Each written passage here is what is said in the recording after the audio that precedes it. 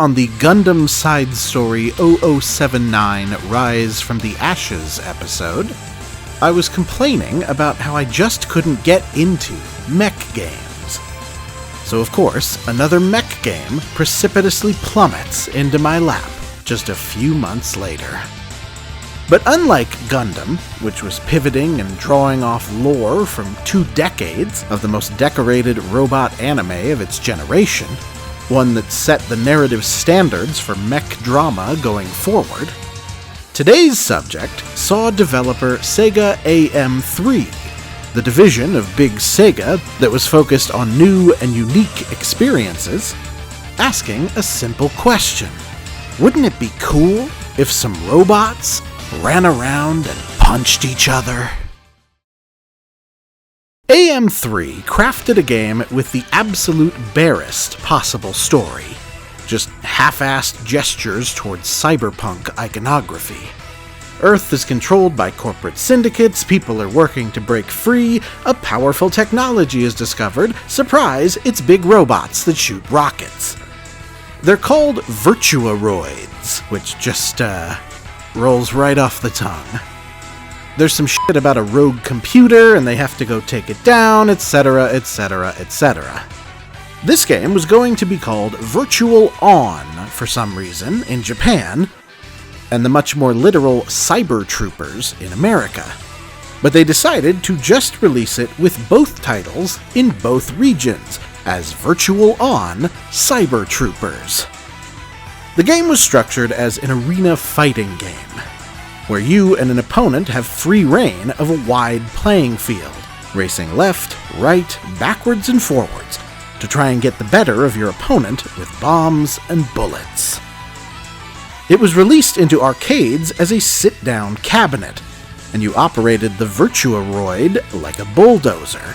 You push or pull both sticks to go forward and backward, and then alternate them split to turn it left or right.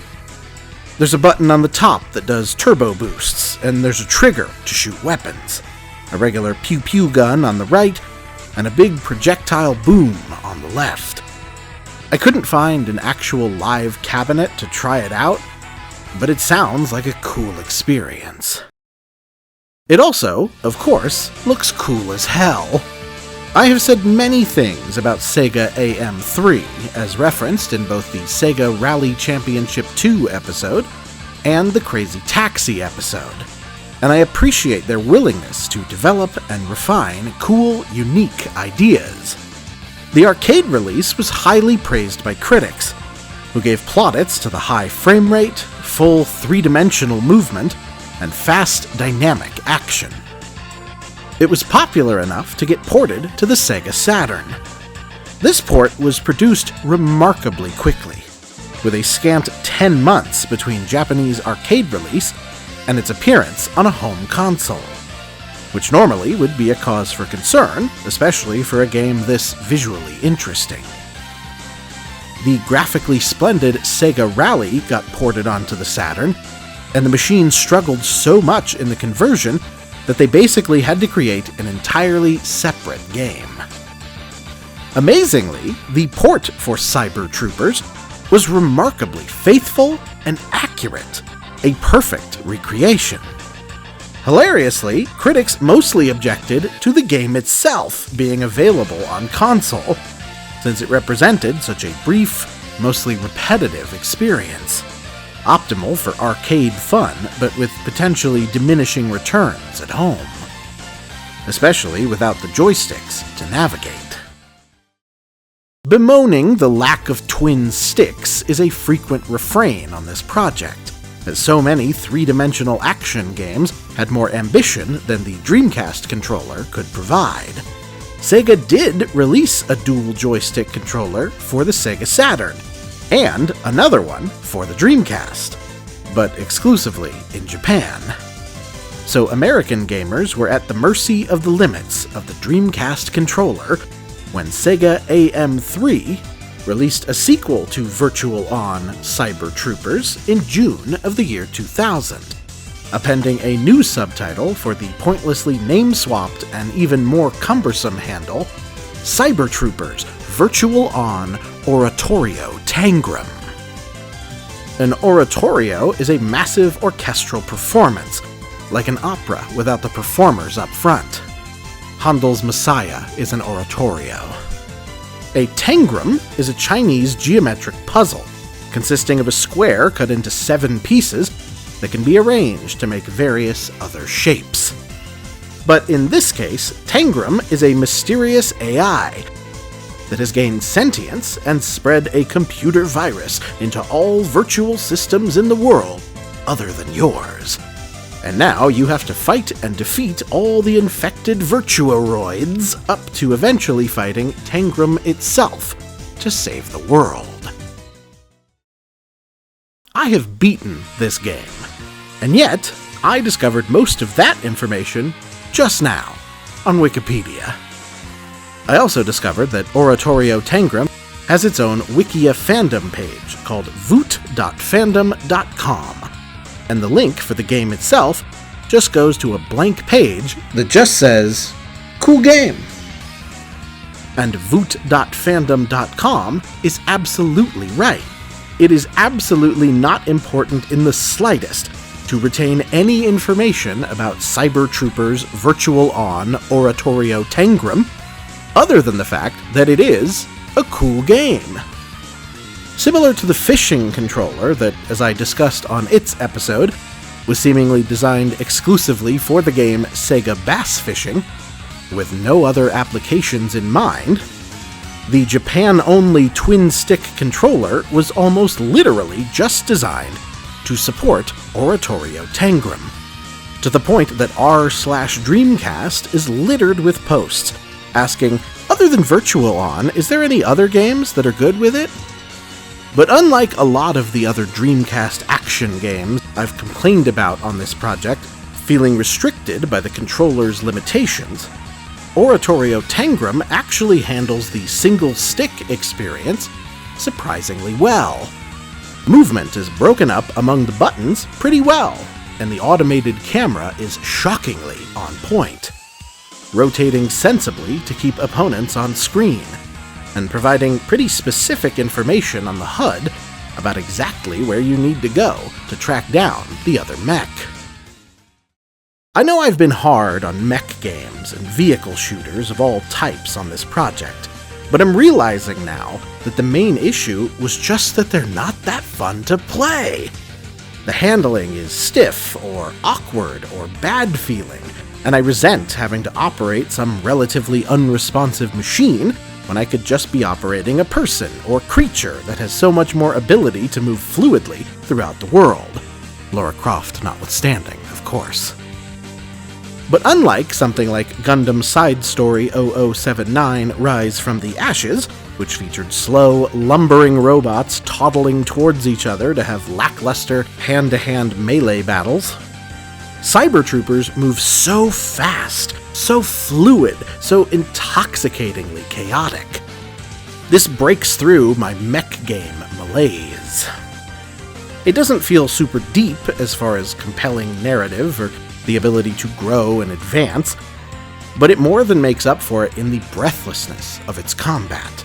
Each match begins and you are immediately in a dogfight, and the nervy scramble of projectiles and barriers in its wide-open playfield makes for an anxious, invigorating time. Even more impressively, each of the dozen or so mechs in the game genuinely play differently, from the thunderous power of the big green one to the lithe movement of the little pink one.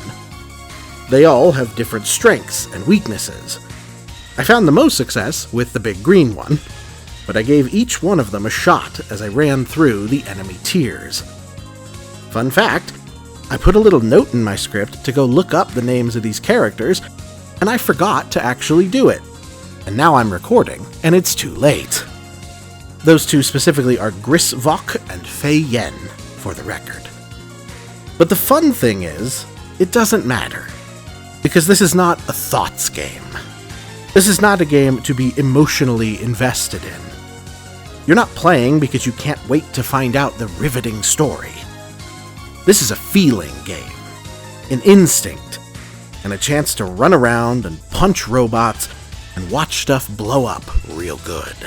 And even if it's not something I plan to come back to, Cyber Troopers Virtual On Oratorio Tangram proves that me and mech games can get along after all.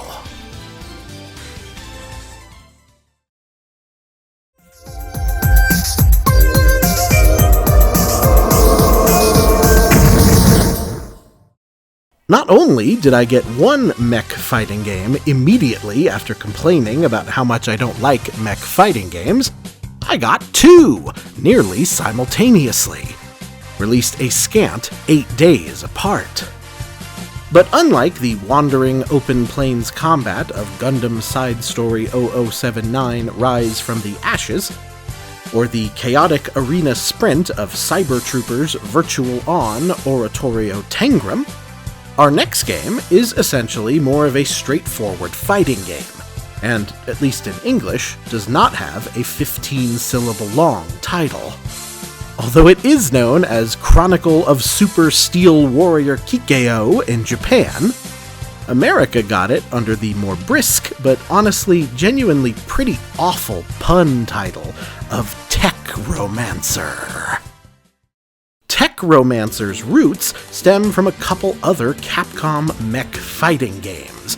In 1994, they released a side-scrolling arcade beat-em-up called Armored Warriors, which, like most mech games, leaned into the customization option with upgrades and parts for arms, legs, and weapons.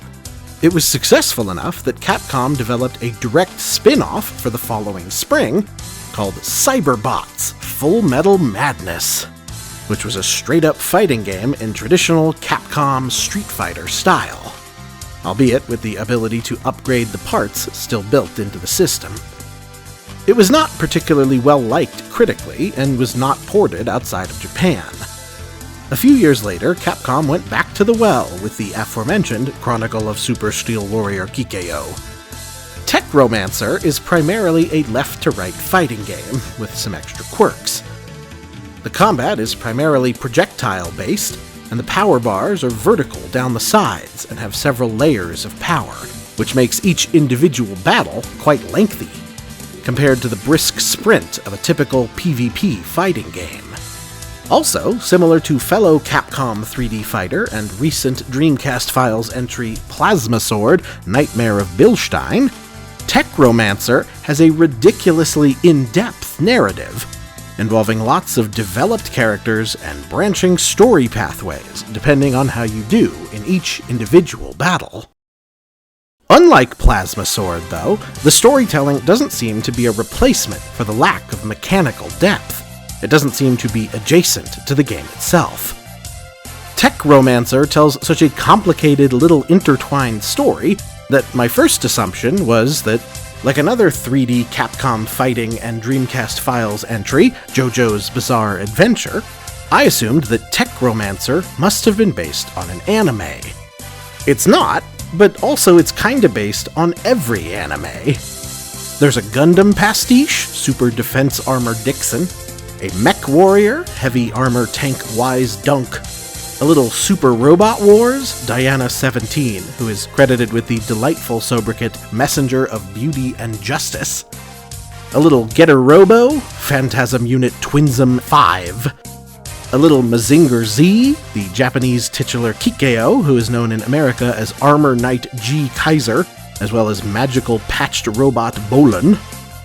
There's naturally a Macross entry in Strategic Variable Fighter Rafaga, which makes even more sense considering all the robots were created by Studio Nue, who are the architects of actual Macross, including original creator Shoji Kawamori. There's also kind of an Ultraman guy fighting Force Pulsion, but also all his powers are Evangelion stuff, which is interesting. Tech Romancer definitely connected with me plenty more than the white noise of Gundam Side Story, but unfortunately I did not connect with this for more than a short stint the way I did with Cyber Troopers. I think it looks quite nice.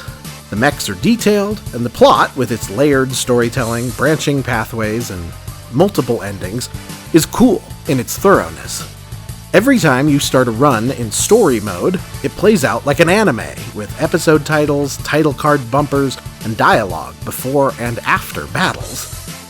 But I talked in the Gundam episode about how I just don't have much interest in this genre of show or game, and so I still didn't connect with what was happening, even if the work they put into it was clear. I also just don't think the gameplay, at least what I could achieve during the gameplay, was compelling enough to keep my attention. It's fun in little spurts, but I didn't find enough to stay consistently intrigued. As stated, the life bars are not structured as rounds, but 2 levels of power, like a boss battle, which for me led to the matches feeling a little shapeless and overlong. Playing this in relative tandem with Cyber Troopers really brought into contrast how fun and exhilarating that one felt. The chaos and pursuit across a 3-dimensional plane, even without a story. It also made me want to reappraise Plasma Sword, which I initially said felt like Diet Soul Calibur, but was honestly fluid and imaginative, and definitely more engaging to me than Tech Romancer. But I have a sneaking suspicion this criticism is mostly a me problem, and not a Tech Romancer problem. Most of the critical response was very positive. GameSpot called it, quote, a combination of great graphics and solid fighting fun. Planet Dreamcast called it a great surprise from Capcom, and IGN dubbed it, quote, the greatest single-player mode ever in a fighting game, which is wild. But I think GamePro put it best. Quote, if you're purely a fighting game fan or casual gamer, you might want to pass on Tech Romancer, since it's not the pinnacle of robot fighting. For avid mech anime fans, though, this is one of those games you've dreamed about. If I have established anything, I am anything but an avid mech anime fan. And I'm honestly kinda spotty on fighting games here as well. So maybe Tech Romancer will be for you. But there's only one mech battle game in my heart, and Cyber Troopers has taken up all the air in the arena.